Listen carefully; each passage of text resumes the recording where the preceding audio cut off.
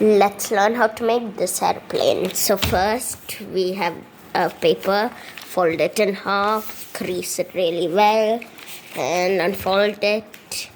Then just fold the top like that, turn the paper around, fold these, and then you wanna fold it like that, turn the paper around, and fold like these tiny triangles into a big triangle.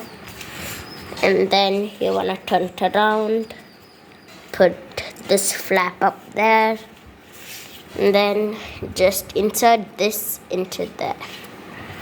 Like, we just put it in there like that. Then we just fold it in half, and then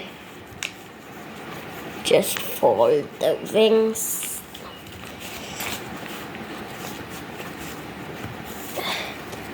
and there you got it, your airplane. Whee!